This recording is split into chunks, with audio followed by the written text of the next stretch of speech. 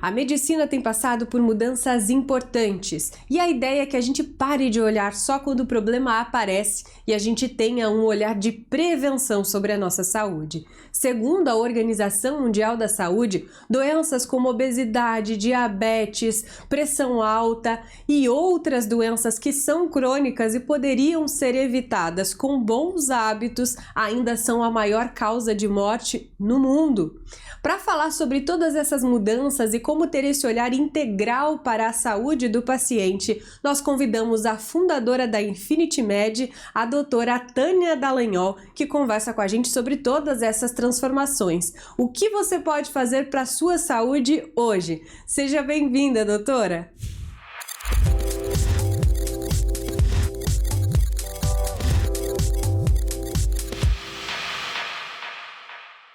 Tânia Dallagnol, seja muito bem-vinda. Hoje a gente vai colocar o papo em dia, falar dessa medicina que não precisa ser convencional. Aliás, tem muita coisa pra gente falar que dá pra mudar. Seja bem-vinda. Muito obrigada, Jéssica, pelo convite. Eu tô muito feliz de estar aqui com você, de poder falar um pouco dessa medicina que eu acredito, que eu acho que faz diferença na vida das pessoas. E é por isso que eu quero muito divulgar, conversar, falar mais sobre essa medicina, que não precisa ser só receitar remédio e mandar pra casa. Isso mesmo, você sabe que eu tava até pensando depois que a gente trocou algumas figurinhas de qual é a visão que hoje a gente tem do médico. Eu acho que depende muito da geração. Então vou comentar. A minha mãe tá acostumada a ir naquele médico que realmente mal olha nos olhos. Ela é dessa época que o médico realmente não tinha nenhum contato, nenhuma aproximação. Depois a gente viveu a era de muito super especialista. E às vezes a gente nem sabe qual é o especialista que a gente precisa, mas se eu tô com uma dor que eu acho que pode ser aqui ou ali, eu vou para aquele especialista. E hoje a gente já não sabe mais o que fazer, doutora, ajuda a gente. O que seria a medicina não convencional e esse olhar para o todo que a gente costuma ouvir nos dias de hoje? Então, eu acredito numa medicina que você enxerga o paciente além da doença dele, além do sintoma dele. E como você mesmo comentou, nós estávamos acostumados a... Precisei, por exemplo, estou com uma dor no meu pé. Então vou procurar um ortopedista. Tô com dificuldade para poder engravidar. Eu vou procurar um ginecologista. E sim, é importante você procurar as especialidades. Mas a gente não pode esquecer que o clínico geral, ele também trata a maior parte das doenças que a gente tem em conhecimento hoje em dia. O conhecimento do clínico geral vai muito além de só fazer um encaminhamento para poder mandar ele para um ginecologista, para um dermatologista. Ele consegue resolver a maioria dos problemas dentro do consultório. Então, a minha medicina é voltada para isso, para poder dar mais autonomia para esse clínico geral, para ele atender o paciente de uma forma integral, ele olhar para o paciente e ver que, olha, se eu receitar, por exemplo, uma medicação para pressão alta, para um homem, por exemplo, dependendo da classe de medicação que eu receitar, esse meu paciente ele vai ter, por exemplo, em algum momento, disfunção erétil. E para ele não vir a ter esse sintoma, eu preciso além de dar uma medicação para tratar a hipertensão, eu preciso também corrigir esse efeito colateral que alguns dos pacientes têm. Então, é importante as pessoas conhecerem o que o clínico geral faz também. Porque o clínico geral vai resolver o seu problema também. Não é só fazer o encaminhamento. Essa é a grande questão. Eu não preciso mais de toda hora ir para um especialista. Eu posso sim fazer uma boa consulta com o clínico geral, ele me atender de uma forma integral, sim. Então, a própria consulta aí parte de muita investigação por parte do médico. Eu posso relatar um problema e a partir dele você vai investigar de forma global um pouco da minha rotina, dos hábitos, do que pode ter levado aquilo de verdade. Exatamente. Eu até falo lá dentro da clínica que nós não queremos só tratar o sintoma do paciente. Todo sintoma, ele vem com uma causa. Não é só dar um remédio para dor de cabeça, é o que está causando a dor de cabeça. Não é só dar um remédio para dormir porque a pessoa tem dificuldade para dormir. Mas é pensar na rotina dela, no que ela faz, no que ela vem vivenciando para que o sono dela esteja tão ruim nesse momento. É olhar, por exemplo, para o paciente e ele te traz uma demanda, mas atrás daquela demanda tem uma história. Tem uma parte emocional, tem uma parte integral do paciente que ele não está te contando ali só com aquela conversa. Então, um exame físico detalhado, muitas das vezes, vou até contar uma história que já aconteceu comigo, logo quando eu estava começando a clinicar, assim, a fazer mais atendimento clínico, quando eu me formei, eu atendi um paciente, ele chegou para mim e falou assim, ai doutora, eu vim porque eu tô com a minha filha falou que a minha pressão tá ficando alta, eu tô sentindo dor de cabeça. Eu falei, o senhor tá sentindo dor de cabeça? Eu vou dar um nome fictício, seu Pedro. Seu Pedro, você tá sentindo dor de cabeça? Então vamos investigar. Aí eu passei para ele o mapa da pressão arterial para ele fazer na casa dele. E fui perguntando como é que era a alimentação dele, o que era o trabalho dele. E depois disso, dessa investigação, eu falei, vamos fazer o seu exame físico? E daí eu fui fazer esse exame físico que, para quem é leigo, a gente faz exame físico por aparatos, a gente avalia, por exemplo, o aparato respiratório, cardíaco, vamos ver a parte digestiva, vamos ver as extremidades do paciente, a gente olha do pé à cabeça, exatamente. Não, o pé não, da cabeça aos pés. Da cabeça aos pés, exatamente.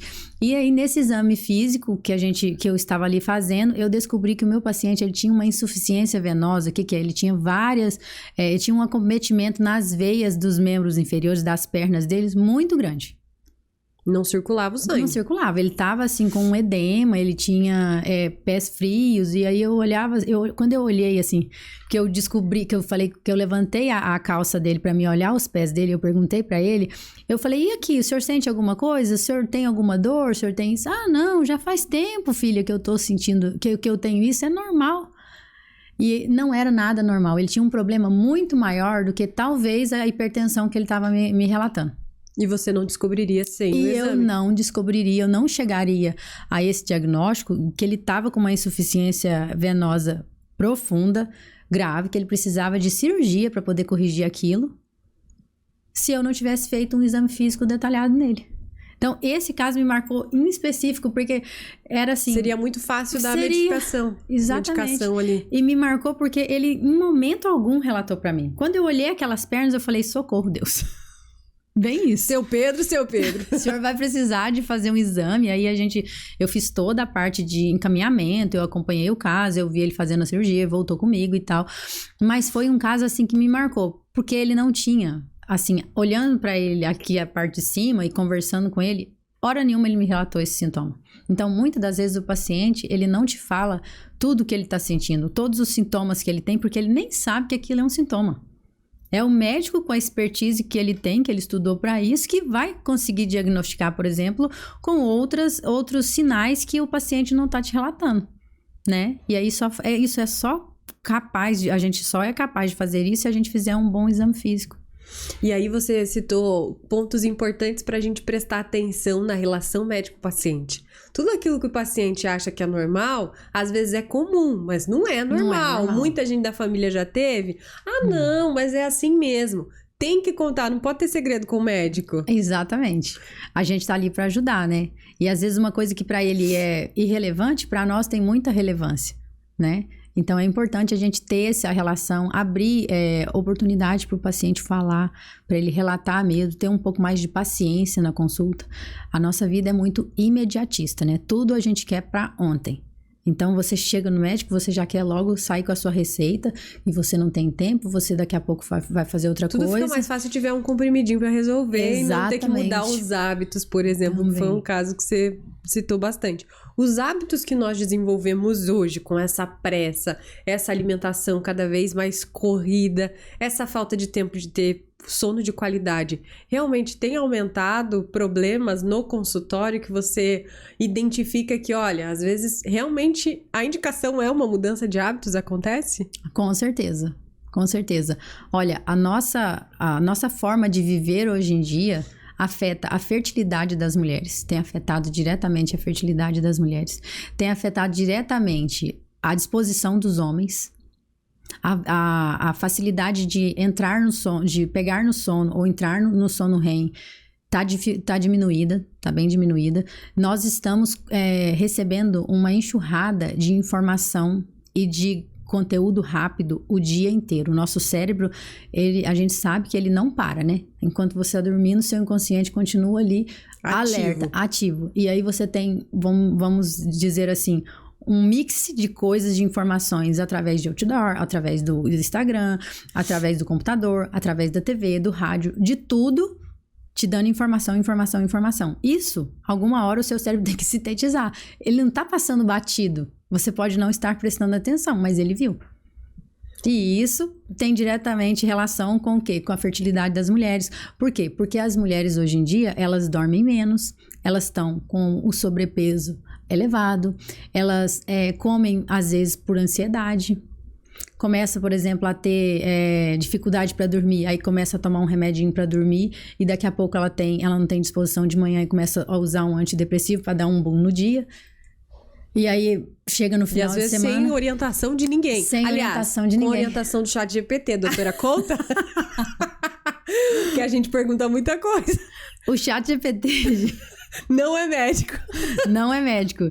E assim, não que ele não dê informações boas, não que ele não dê informações úteis às vezes. Úteis, mas você tem que ter um olhar clínico para poder saber... Ela tá indignada que eu fiz essa pergunta, cara dela. Mas é uma verdade. É porque as pessoas, eu acostumo, às vezes eu já cheguei a atender o paciente, que ele já chegou e falou assim, doutor, eu quero um raio-x, eu quero um ultrassom, eu quero tal exame. Por quê? Daí eu olho e falo, tá, mas por que você tá me pedindo tudo isso? Aí a pessoa, não, porque minha prima falou que é isso aqui que talvez eu tenha, e precisa desse exame. Eu falei, é a sua prima? Como que chama a sua prima? Daí ela me relata que o problema é outra coisa. Aí a prima ela é uma adolescente de 16 anos que pesquisou no chat GPT. Geralmente é porque, doutora, eu vou ser sincera, eu pesquisei. Eu pesquisei na internet, pesquisei no Google, no chat GPT, e ele falou que talvez eu tenha isso, e isso é grave, né? Pode ter isso. Eu falei, então, não é bem assim que a coisa acontece. Temos maneiras mais simples de solucionar o seu problema, e não tem necessidade de você fazer um raio-x, isso, por causa dessa clínica que você tem, não tem por que eu pedir esse exame, por exemplo. Né? A gente não pode pecar pela falta e nem pelo excesso, a gente tem que ser moderado. O ideal é que você faça coisas assertivas para o paciente, né? Eu não quero encher meu paciente de exame e nem deixar de pedir, mas eu quero fazer coisas em cima do que eu acho que ele tem de diagnóstico. E isso o chat GPT não vai fazer para você. Não vai. Ele vai fazer assim, o que pode ser numa gama aberta de doenças. Imagina você sair, por exemplo, você tá com resfriado e tá com zumbido no ouvido, por exemplo. Tá, porque a tuba auditiva tá fechada porque teve secreção. Isso é básico. Você resolveu o seu resfriado, sua tuba auditiva vai voltar a funcionar normal, acabou o zumbido. Você pesquisa lá no chat GPT, você pode ter uma perda auditiva severa para sempre. Surdo. Você vai ficar surdo, você vai ter que usar um aparelho. Não, pessoal, vamos lá. Vamos ser um pouco mais contido, né? Ó, daqui a pouco, não, talvez tenha um tumor cerebral. Não que não possa ter, mas assim, a chance de ser uma coisa e outra... É muito distante. É muito distante, né? Isso então, mesmo. Esse filtro que eu quero que as pessoas comecem a ter, né? Uhum. Nem tudo que o chat GPT diz é exatamente daquele jeito. Algum médico, uma equipe da área da saúde estudou bastante para poder saber aquilo. Pra falar pra você, não, pode ficar tranquilo, é por esse caminho, não é por esse outro caminho. Sabe o que eu fico pensando? Coitado do hipocondríaco. Não. Porque com tanta informação, ele deve ficar preocupado com quais medicações é que ele deve usar. Chega gente realmente que tá usando uma coisa que às vezes nem combina com a outra, que uma anula o resultado da outra medicação, porque infelizmente, por tudo isso que a gente tá falando, a gente se automedica muito mais hoje em dia do que no passado. Antes a gente usava uns chazinhos. Agora não, tá muito fácil o acesso, né? Tá fácil o acesso e eu acredito que as pessoas pararam de olhar pro corpo e pensar que ele resolve a maior parte dos problemas sozinho, sem precisar de ajuda. Eu vou te dar um pequeno exemplo. Nós temos contato com células cancerígenas, com milhares de células cancerígenas todos os dias. Todos os dias. E o nosso corpo, ele faz o quê? Ele faz fagocitose dessas células o dia inteiro para renovar o seu sistema imunológico e te proteger contra o câncer. É uma inteligência que a gente nem precisa pensar, tá ali. Ele tá fazendo esse filtro, vamos dizer assim, tá combatendo os radicais livres e essas células que se mutam de um jeito diferente todos os dias, 24 horas, 7. E você não fica pensando, nossa, quantas células cancerígenas no meu corpo matou hoje? Quantas células não sei o que o meu corpo... Não, você não pensa. E ele faz isso. O nosso corpo, ele é inteligente. Ele faz uma regulação biológica, fisiológica muito boa. Mas nós não paramos de acreditar no nosso próprio corpo. E aí, tudo virou muleta. Eu tô com dor de cabeça, eu vou pegar um remédio. Eu tô com dor no braço, eu vou pegar um remédio. Não que o remédio não seja um aliado. Ele é um aliado, mas quando ele é utilizado de forma correta, coerente. Porque senão você dá muito do... Você fica, por exemplo... Vamos dar outro exemplo básico. A pessoa que é hipocondríaca. Ela tá acostumada, por exemplo, que ela precisa de um remedinho pra dormir. Aí ela toma lá o remédio pra dormir. Começa na melatonina. Daqui a pouco a melatonina já não faz efeito, aí eu vou ter que ir no médico para poder tomar um tarja preta, porque a melatonina já não faz mais efeito. E a melatonina, você começa a produzir melatonina fisiologicamente no seu corpo todos os dias a partir das 6 da tarde. Com que estímulo que a melatonina ela começa a produzir? Quando você diminui a luz, quando você vai acalmando o seu cérebro, o seu corpo, quando você para de ficar assistindo coisas no celular, quando você diminui a luz do seu telefone, você começa a entrar, vamos dizer, num sistema mais calmo do final do dia, à noite, você come uma comida leve. Tudo isso favorece a produção de melatonina. E aí você começa, por exemplo, a tomar um chazinho antes de deitar, ou vai dormir todos os dias naquele mesmo horário. Não seja um horário assim tão prolongado, muito tarde da noite, um horário mais moderado. Geralmente 9h30, 10, 10h30, a pessoa já tá cansada, ela já quer procurar a cama dela, né? Vamos dizer assim. As pessoas não fazem mais isso. Não, é celular. E daí, às 11 da noite, ela tá com um brilho máximo no celular, resolvendo problema de trabalho ali, ou e às vezes com a TV ligada. Com a TV ligada, ou vendo coisas, né? Tendo mais informação, mais distração ali, né? Hoje a gente fala dopamina fácil, né? Dopamina barata. Mereço, né? Exatamente, a dopamina barata, que vai te custar sua noite de sono. Porque você não atingiu os níveis bons de melatonina até a hora que você foi pra cama. Então, você vai tentar dormir e você vai ter dificuldade pra dormir. Olha só, é um ciclo muito maior do que tá aqui um comprimidinho pra você dormir melhor à noite. Exatamente. E daí você dá o comprimido, você passa também, você não tem todas as fases do sono. Por mais que hoje em dia nós temos medicamentos sofisticados para poder te ajudar a pegar no sono, você não entra, por exemplo, no sono REM. Você apaga, eu fico até falando com os meus pacientes, você vai desligar a tomada e ligar a tomada. E aí acende a luz e apaga a luz. Mas você não teve um sono reparador, porque você não passou por todas as fases do sono. E isso vai refletir em tudo. Vai refletir no seu dia seguinte, como é que você acorda, o seu humor, a sua disposição, né? Se você tá tendo aumento de peso, por quê? Porque comeu uma comida muito calórica antes de dormir e já logo tomou o remédio, então você apagou. Aí de manhã você faz a mesma coisa. Então é um ciclo. E o que eu quero fazer? Eu quero mostrar para as pessoas que pequenas mudanças na vida dela cotidiana pode fazer muita diferença. Não só na qualidade do sono dela, mas na qualidade da vida dela. Eu vou usar medicações quando precisar, sim. Mas mais que medicações, eu vou dar soluções para ela fazer e conseguir andar sozinha. Exato. E esse olhar que a gente comentou no início, até na abertura aqui do podcast, sobre pensar mais em prevenção até do que em tratamento.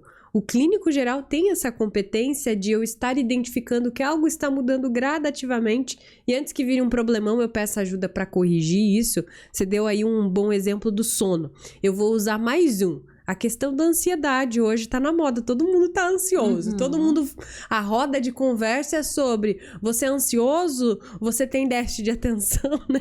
Todo mundo tem alguma coisa. Exatamente. Precisa esperar ser um grande problema ou o clínico pode fazer algum tipo de orientação antes que isso vire uma rotina? Com certeza. Tem muita coisa que o clínico ou qualquer médico possa dar de informação, de educação para o meu paciente, para que ele não venha desenvolver certos problemas. Começa por uma boa conversa. Você entender a rotina do seu paciente para você ver o que ele está fazendo de errado e você corrigir, vamos dizer assim, aparar as arestas antes que a coisa fuja do controle. Vamos dar um exemplo, você está dando o exemplo da ansiedade. O que gera mais ansiedade na pessoa? Acho que é o trabalho. O trabalho. Tudo bem, eu concordo com você. Mas o que gera mais, no meu ponto de vista, o que gera mais ansiedade nas pessoas é ficar muito preocupada com o que vai acontecer. É com o problema futuro. E você sabia que 90% dos problemas que você passa o dia preocupado não vão chegar a acontecer? Ainda bem, né? Porque a gente pensa tanta coisa ruim, né, galera? Exatamente, exatamente. Então, a ansiedade nada mais é do que você ficar gerando uma preocupação excessiva com o futuro. Seja ele do trabalho, da sua vida pessoal, dos seus filhos, da sua rotina. Então, controle da ansiedade é também controlar esse antecipar todos os problemas. É o estar presente no presente, né? Exatamente. Vamos tentar estar aqui. Eu estou aqui com você no podcast. Adorei aqui o seu cenário. Muito Achei obrigada. de muito bom gosto. Gostei de ver que você teve o cuidado de escolher uma caneca que combinasse com a nossa conversa, né? Vi que você tem interesse, por exemplo, em melhorar a qualidade de vida das pessoas, porque senão você não teria me convidado para poder estar aqui, né? Informação de qualidade. Mas eu estou aqui agora. Eu estou com você. E isso as pessoas não vão fazendo muito. Elas vão no lugar e aí depois você vai conversar com a pessoa e fala assim, então, o que fulano falou? Ah, esqueci. Ah, falou, peraí que eu vou lembrar. Que já não Que lembra agonia mais. que dá quando você tá falando com a pessoa e ela tá no celular. E aí o meu marido que tá aqui nos bastidores, doutora, vai dizer assim, ah, é, Jéssica? Porque, infelizmente, eu também não percebo que às vezes eu estou sendo essa pessoa que, preocupada com o futuro, tô ali escutando a conversa e mexendo no celular. E a gente parou de perceber, né? Isso é um grande problema. Parou de perceber. A gente vai fazendo concessões diariamente. Pera aí que é só um pouquinho, é rapidinho. Eu preciso fazer agora. Não posso esperar para depois, que senão eu vou me esquecer. E acaba, você perdeu esse momento aqui que nunca mais vai voltar. O nosso ativo mais caro, hoje em dia, é o quê? É o tempo. É o tempo. Então, o que você faz com ele é muito importante. Com o que você gasta seu tempo é muito importante. Isso reflete na sua quantidade de estresse e de ansiedade que você vai gerando. Isso vai refletir também na qualidade de relacionamentos que você vem tendo com as pessoas do seu trabalho, ou com a sua família, ou com os seus filhos. Até na queda de cabelo! Até na queda de cabelo, exatamente. Lá na clínica nós temos, sim, atendido pessoas com essa demanda. Nossa, eu tenho muita queda de cabelo. E sim, fazemos terapias capilares, damos reposição de vitaminas, estudamos para ver o que a pessoa precisa, mas muitas das vezes o remédio ele vai ser só uma ajuda. Ele não vai ser a solução do problema. Ele vai te auxiliar a chegar no caminho, a parar a queda do cabelo. Mas alguém, né, tem que chegar para você e falar, olha aqui, desacelera. Olha aqui, você ter esse nível de estresse aqui, daqui a pouco você tá de cabelo branco, vamos falar assim. Ai, eu tô mesmo. Tem que melhorar isso. Bem isso. Exatamente. Então, vamos tentar olhar além do seu sintoma. Essa a ideia. Se você senta no consultório hoje em dia, a saúde que eu quero dar para o meu paciente, a nível de prevenção, é fazer ele enxergar além do sintoma dele. Todo o meu time, todos os médicos que estão lá comigo, eles têm essa mesma visão de dar uma saúde extraordinária, de fazer um atendimento completo, de servir esse paciente, sabe? De forma efetiva, de verdade. Olhar para ele e falar, olha, peraí, o senhor tá com esse sintoma, mas o que tá causando isso aqui do senhor, às vezes não tem nada a ver com o sintoma. É verdade. Você citou ali, né, que o remédio muitas vezes ele vai te ajudar a chegar nesse novo caminho. Eu não posso deixar de aproveitar a sua presença para falar das tão queridinhas aí, as canetinhas emagrecedoras, que também estão tendo seus efeitos. Claro. Visto que as pessoas estão, de novo, se automedicando. Como é que vocês têm lidado com isso no consultório? As pessoas chegam pedindo a receita direto para isso? Como é que é feita essa avaliação para indicação?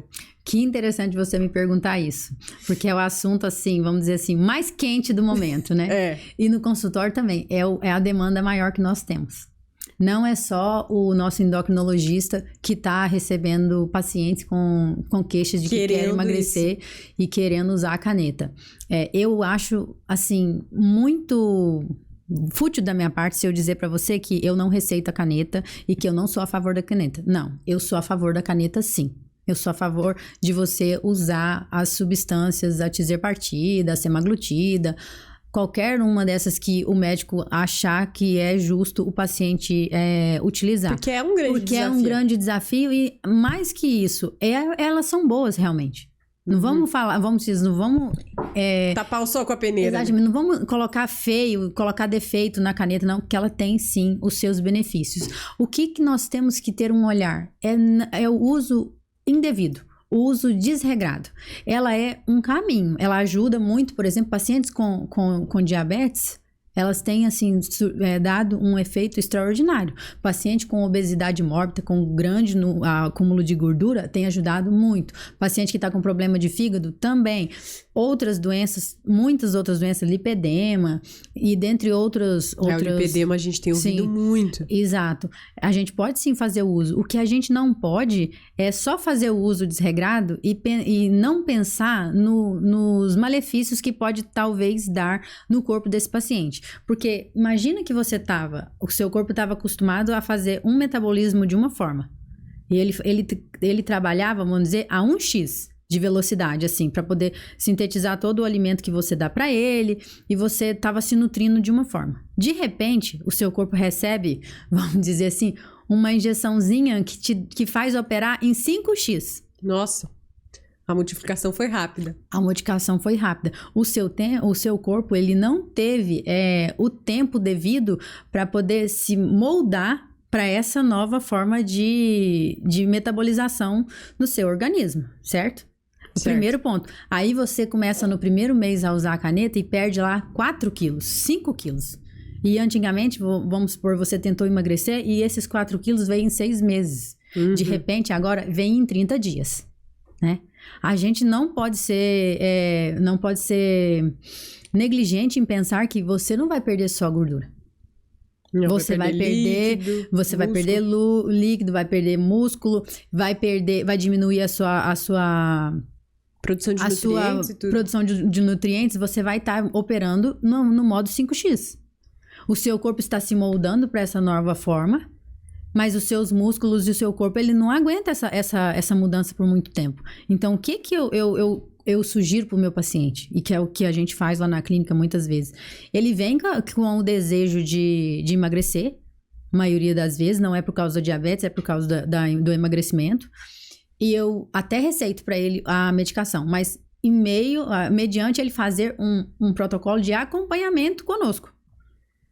Porque eu vou dosar, eu vou fazer uns exames de sangue nesse paciente quando ele chegar.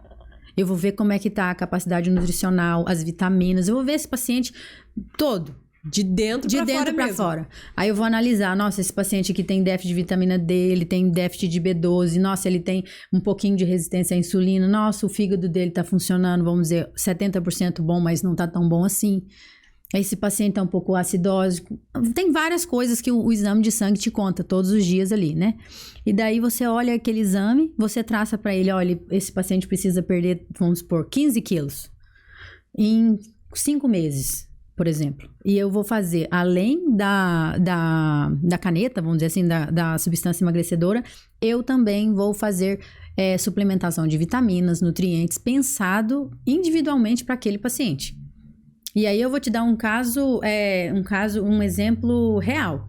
Pacientes que chegam no consultório, que fizeram o uso da tizerpartida, de forma indevida, comprou clandestinamente, usou clandestinamente e chegou no meu consultório, por exemplo, com alguma queixa. Doutora, eu estou com muita dor nas pernas, uma dor muscular que não sei explicar. Eu já fui no fisioterapeuta, já fui no ortopedista, já fui no neurologista e nenhum deles deu jeito na minha dor. Não sei o que fazer, eu tô com muita dor. Daí o paciente, eu falei, tá, e você tá usando a medicação há quanto tempo? Ah, tem 4 meses que eu estou usando a medicação. O paciente, ele tava tendo uma sarcopenia severa. Tava perdendo músculo. Tava perdendo músculo. E isso tava causando para ele uma dor incapacitante. Que ele não sabia resolver, que ele foi em várias especialidades tentando resolver, mas nenhuma delas resolveu, porque não era daquela alçada. Ele precisava de quê? De repor as vitaminas que estavam perdendo, assim, drasticamente também, muito né? rápido. Muito rápido. Aliado a começar a fazer uma prática de atividade física de musculação para poder fortalecer esses músculos que ainda tem ali. E a gente sem né? músculo não é nada. Não é nada. Você fica como se fosse um idoso frágil. O idoso, a gente fala idoso frágil por quê? Porque a maioria dos idosos tem uma capa de muscular muito fina. Qualquer tombo, qualquer batidinha, Machuca. ele quebra o osso. Ele já tem, pelo envelhecimento, né, a diminuição do cálcio no osso, tudo isso. Mas aliado a isso, se o idoso não tem músculo, ele fica um idoso frágil. A mesma coisa acontece com uma pessoa que está usando uma teaser partida e que não controla essa queda de peso, essa diminuição do peso drasticamente. Ela vai ter também uma sarcopenia severa, vai ter sintomas. Aí um paciente relata que teve dor muscular, o outro paciente relata que não tem ânimo para nada. Nossa, eu não quero levantar da cama. Aí você fala, nossa, mas aí se os problemas da pessoa era emagrecer e se sentir bem com o espelho, por que ele não quer levantar da cama? Por que ele Não tá faz sentido, desenvolvendo, né? Tipo, uma depressão, vamos assim dizer, né? Nossa, o paciente tá cabisbaixo, não quer... Quem olha assim vê que tá cabisbaixo. Por quê? Não é, vamos dizer, uma depressão fisiológica do paciente, não. Ele tá tendo uma reação porque ele perdeu todos os nutrientes de repente. Ele tá emagrecendo e junto com o peso tá indo os músculos, tá indo os nutrientes e ele não consegue comer porque ele não tem fome, porque ele também às vezes come uma comida que não é uma comida de verdade. O que é uma comida de verdade? É uma comida rica em nutrientes, é folhas, é uma proteína boa, sem ser uma fritura, sem ser um ultraprocessado, né? Porque até a cabeça da pessoa, às vezes a pessoa, quando ela tá acima do peso, ela ainda tem a cabeça de gordinho, e tá magro. Mas ele continua tendo as preferências por coisas engordativas, calóricas. Eu gosto de um sorvete, eu gosto... E daí ele pega e faz uso dessa alimentação que não vai trazer para ele nutrientes realmente. Vai só dar saciedade ali no momento. E isso gera todos esses problemas que a gente tá tendo. Então, a intenção... é a gente educar o paciente para ele entender que eu vou fazer o uso da caneta, mas eu também vou ter que fazer uma reposição. Eu vou ter que fazer completa mesmo. Eu vou ter que fazer algo para que eu possa fortalecer esses músculos que eu tenho, até para a mudança ser duradoura. Porque tem muitas pessoas que você vai conversar que ela engorda e emagrece, engorda e emagrece, engorda e emagrece. Já era da natureza dela isso, e aí ela potencializa com a caneta. Exatamente, ela vai conseguir o resultado dela rápido. Mas e manter esse resultado? Como é que é? Daí que você pode contar, sim, com um médico que vai te ensinar esse caminho. Ele vai traçar um caminho. Tem outro assunto muito polêmico agora, que a gente até fala, os bebês teaser partida. Que aí a mulher engravidou fazendo uso da medicação. Exatamente. E não tava nem planejando, tava usando a pílula e tudo. Exatamente. Por que tá acontecendo isso? Porque um inimigo direto da fertilidade é o aumento do peso, é a obesidade. Então, a mulher diminui o peso, ela consegue engravidar. E aí vem o neném, e não sabemos ainda os efeitos colaterais da medicação no neném, porque é tudo muito recente, né? É tudo muito recente. Lá no site da E-Lactância, que é um site até importante para as mamães que estão aí amamentando e estão grávidas, que vão precisar... Quando você está amamentando, você pode entrar nesse site da E-Lactância e colocar lá a substância que você quer fazer uso. Por exemplo, cafeína. E daí sai lá um relatório que vai te contar se aquele alimento é ou não permitido para quem está amamentando. Então, lá no E-Lactância tem lá que não foi encontrado nenhuma contraindicação para quem faz uso da teaser partida e está amamentando. Tipo, a excreção dele no leite é muito pequena. Né? Mas, por exemplo, uma mulher que está fazendo uso da teaser partida e fica grávida, a primeira orientação que a gente vai fazer com essa paciente é suspender o uso da teaser partida. Por quê? Porque a mulher agora vai trabalhar por 2. Ela precisa sim agariar nutriente para nutrir essa próxima vida que está vindo por aí. Então, lá, eles dão essa orientação. Então, eu acredito que pela medicação ser uma medicação boa, trazer tantos benefícios, não vai fazer nenhum efeito colateral, vamos dizer assim, nesse bebê que foi concebido nessa época que a mãe estava fazendo o uso da caneta, não. Tem tanta mulher ficando feliz com isso, né? Tem. A gente precisa aplaudir também, já que tá dando certo. Exatamente. Doutora, olha, foi uma consulta, eu tô olhando pro Max ver se ele tem mais algum problema que ele quer perguntar aqui.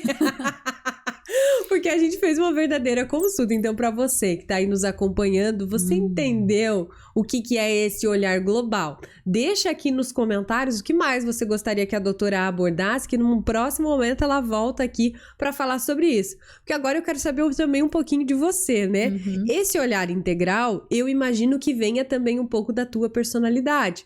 Porque é natural, quando as pessoas entram na medicina, acabar se identificando mais por uma área do que por outra. E você gostou realmente dessa visão do todo. Como era você antes da medicina e o que a medicina mudou em você, doutora Tânia? Olha, a medicina, eu costumo dizer que eu nasci para ser médica. Porque eu venho de uma família muito simples, a minha família não tinha nenhum médico até então, e eu tinha 6 anos de idade e a minha mãe perguntava muito pra mim, assim, quando eu era criança, o que você vai fazer quando você crescer? O que você quer ser quando crescer? Antigamente, os pais perguntavam muito isso pra gente, né? Hoje em dia, eu não sei se eu não tenho convívio com muitos pais, mas eu acredito que não... É que eles respondem youtubers, doutora, não é mais médico, você acredita? Pois é. Daí... A minha mãe sempre fazia essa pergunta pra gente em casa e ela me perguntava o que você quer ser quando crescer. E eu com 6 anos de idade, sem já ter sabia. assim... Eu falava, mãe, eu quero ser médica pediatra. Nossa, já tinha até um olhar pra criança. Eu quero ser médica pediatra, porque eu sempre amei crianças. E eu falava isso, e aí a vida foi tomando a forma. Eu fiz primeiro a faculdade de fonoaudiologia. Eu sou fonoaudióloga por primeira formação. Fiz lá na Pontifícia Universidade Católica de Minas Gerais. E aí comecei a trabalhar na área, mas o meu coração pulsava pela medicina. O meu desejo era poder receitar as coisas, era poder tratar ele, era não ficar limitado, porque o médico, ele é muito, ele tem uma capacidade de domínio, vamos dizer assim, né?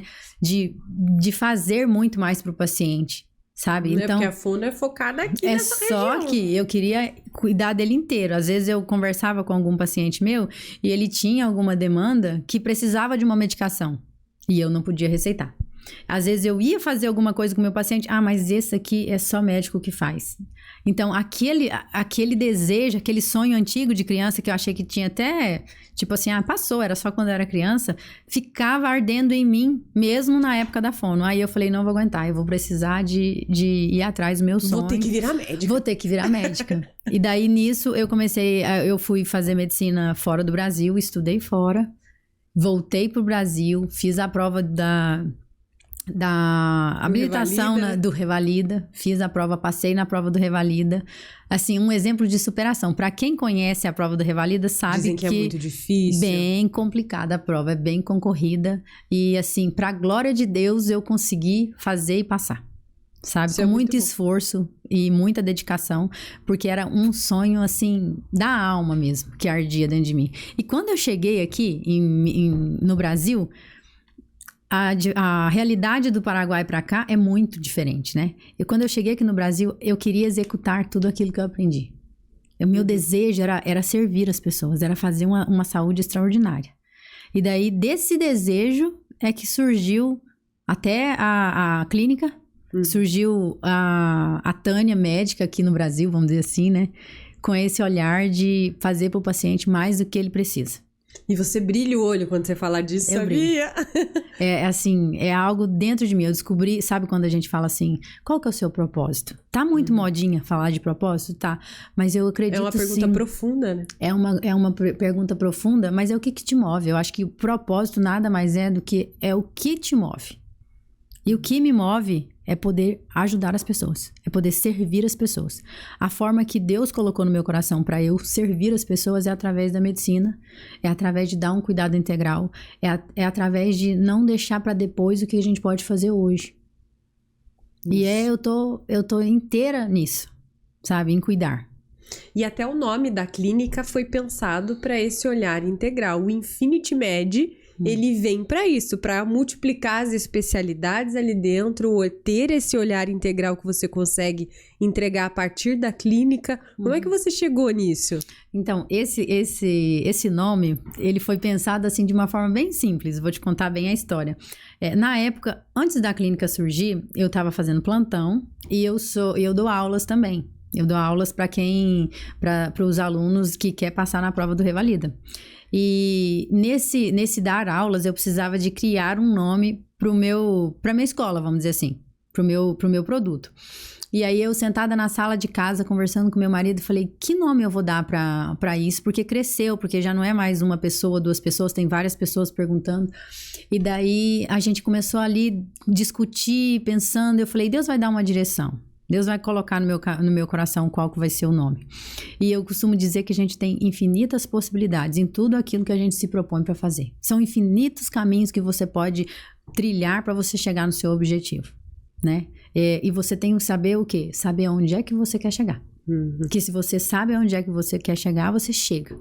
Agora, se você não sabe, qualquer caminho, né? Qualquer caminho tá bom.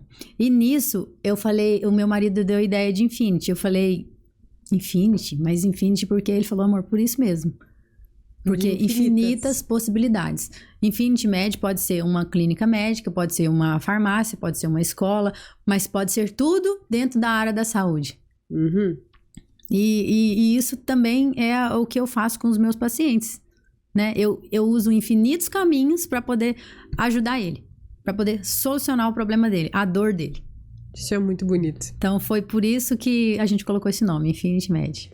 Até agora, dentro dessa área da medicina que você tanto esperou depois da fonoaudiologia para tornar realidade, teve algum momento que foi o mais marcante que você pensou assim, é verdade, valeu a pena por causa disso? Teve um momento assim ou não? Você é aquela pessoa que está mais focada no dia a dia? Eu acho que o valeu a pena, pra mim, é quando eu vejo algum paciente que chega e fala assim, nossa, doutora, você lembra que você tratou isso de mim e foi tão bom? Foi tão bom pra mim? É ver eles bem. Eu acho que seria essa a resposta mais correta. É ver meu paciente bem. Não importa se eu tratei uma dor de cabeça ou se eu ajudei a diagnosticar um câncer. Não importa. Pra mim, se eu fiz o dever de casa. Esse é o ponto. Depois da medicina, então, veio o empreendedorismo, que foi a última parte dessa história até aqui. Não, teve a maternidade, né? Que foi a última parte, a gente já vai falar disso. Você já tinha esse perfil empreendedor? Porque é diferente ser a médica do atendimento, ser a médica pensando no negócio. Exatamente. É um outro desafio. Uma coisa que é importante a gente ressaltar, gente, médico estuda medicina, tá? Porque hoje em dia o médico, ele estuda medicina, mas ele tem que ser social media, ele tem que ser empreendedor, ele tem que ser de tudo. E a gente só aprende a parte da medicina. Que tem que ser a melhor parte. Tem que ser a melhor parte, mas a gente sai muito verde desses assuntos da faculdade. Mas eu sou empreendedora desde que eu sou pequena. Desde que eu era bem pequenininha, eu já trabalhava com vendas. Então, eu já vendi de tudo.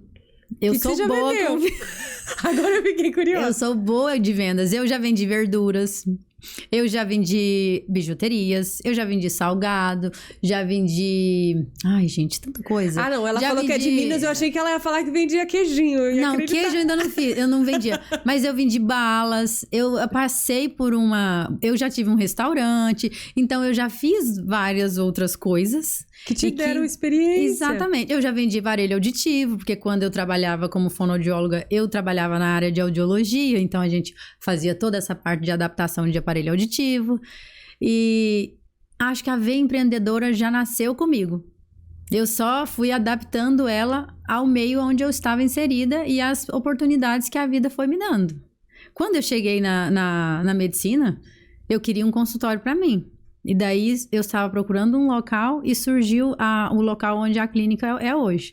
E daí meus olhos brilharam, porque eu falei, ao invés de eu ter um consultório só para mim, eu posso ter vários consultórios e ter vários colegas fazendo essa medicina que eu acredito. Daí o empreendedorismo, vamos dizer assim, tomou forma realmente, né? E o empreender é aquilo, aprende todos os dias, você faz hoje, você erra, amanhã você faz de novo e você acerta. Mas sempre com um desejo... É só na emoção. É só na emoção. Exatamente. E ainda como empreendedora veio a maternidade. Sim. É uma outra Tânia dentro da maternidade. Como é que você tem se descoberto? Sua filha hoje tá com 7 meses. 7 no dia meses. Que a gente tá gravando o podcast. Fez 7 meses essa semana passada. Assim, a Tânia é outra desde que a Luísa nasceu. Assim, tudo. Porque... é só sendo mãe. Quando eu escutava essa frase bem clichê, quando você for mãe, Você vai entender? Eu achava essa frase assim, gente, o que será que eu vou entender de tão extraordinário que... Não, eu vejo a minha mãe. Isso, pra mim, essa frase não era uma verdade absoluta. Tipo, eu já entendia, né? Eu já entendia. Não, você não entende. Realmente, agora você que fala a frase. Agora eu falo essa frase. Quando você for mãe, você vai entender. Porque você se descobre mais capaz. Você se descobre se doando mais. Você se descobre com mais medos também. Porque você tem um ser tão pequeno que depende de você, que precisa de você. Você se descobre errando também mais e às vezes se permitindo errar. E o tempo tem outro valor. Porque antigamente, às vezes eu ia fazer uma coisa, eu dava uma enroladinha, vamos dizer assim, amanhã eu faço, depois eu faço. E eu chegava e ia executar o processo, a coisa que eu queria, e eu conseguia fazer aquilo naquele tempo. No tempo que você decidia. No meu tempo, exatamente. Quando eu tive a Luísa, eu percebi que o tempo já não era mais meu, era o tempo que ela deixava eu ter. E ele tem outro valor hoje, porque... Apesar do empreendedorismo, da área médica, de tudo que eu gosto de fazer, a minha prioridade hoje em dia é ela. Então, eu quero fazer tudo em um período de tempo menor para eu passar mais tempo com ela. Então, mudou essa ideia de tempo, para mim, mudou depois da maternidade. E isso torna o tempo que eu passo lá dentro do consultório muito mais presente, porque eu quero entregar tudo. Porque eu sei que eu tive um tempo de qualidade ali dentro e aí daqui a pouco eu vou poder estar lá com a minha filha e vai ser uma recompensa muito maravilhosa. Eu fico me perguntando como é que faz realmente para equilibrar esses pratos todos, porque você realmente é uma pessoa muito inquieta, dá para ver que você é comprometida com novos desafios. Se fosse para eu te perguntar... qual é a visão de legado que você quer deixar com tudo isso que você está construindo com tanta dedicação? O que você diria que é o mais importante? É dar uma saúde de qualidade para as pessoas de uma forma acessível, de uma forma humana, sabe? De uma forma de verdade, assim. Do paciente saber que ele sentou na cadeira e alguém esteve ali exatamente com ele naquele momento que ele estava ali. Isso é muito bonito. É isso. Então estamos no caminho certo, né? Porque a gente já fez até nossa consulta aqui hoje. Pode mandar as perguntas, vamos lá. Doutora, eu tô muito feliz em te receber aqui. Tenho certeza que os pacientes que passam pela Infinity Med saem com essa sensação que eu tive a oportunidade de presenciar aqui, que é realmente de comprometimento, de fazer a diferença e de ouvir com atenção, que eu acho que essa é a grande diferença de uma medicina que foge do convencional, que é essa medicina que até investiga mais do que precisa, daquele olhar realmente comprometido. Então, tô aqui em nome dos pacientes para te dar parabéns por essa jornada e dizer que o espaço fica aberto pra gente colocar mais fofoca em dia, porque tem, hein? Tem porque nós estamos pra manga. Eu vou contar aqui um papo de bastidor pra quem tá nos assistindo, que eu tô aqui, ó, no nariz, porque nós estamos gravando com 7 graus na nossa cidade. Hoje tá frio, gente.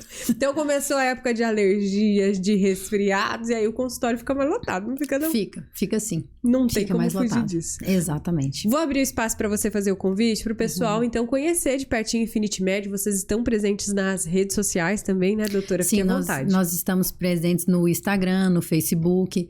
Temos também lá o canal do WhatsApp, que quem quiser entrar em contato diretamente com a clínica. A nossa clínica, o Instagram da clínica é Infinity Med Clínica Médica. Quem quiser também me seguir nas minhas redes sociais é Tânia Faria, com 2A no final.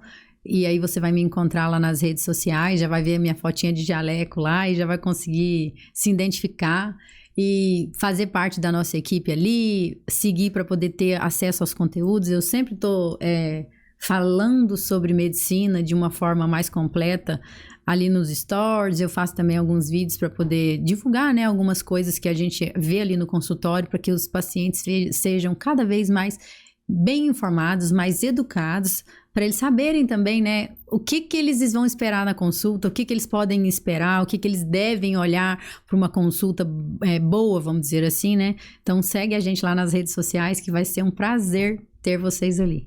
Eu vou fazer o seguinte, ó, aqui na legenda do podcast, você já vai aí que vai ter os links para vocês. E assim nós encerramos essa bela edição cheia de informação. Muito obrigada mais uma vez, doutora. Muito obrigada, Jéssica, e espero vê-la em breve. Pode deixar. E você que tá aí do outro lado, gostado, já sabe, o compromisso do Likecast é realmente levar informação de qualidade para que você viva bem e cada vez melhor. E bastante, né, gente? Que cada vez a gente tá vivendo mais e essa é a parte boa de você saber cuidar de você, para amadurecer aí com qualidade de vida. Eu te vejo no próximo episódio. Até mais!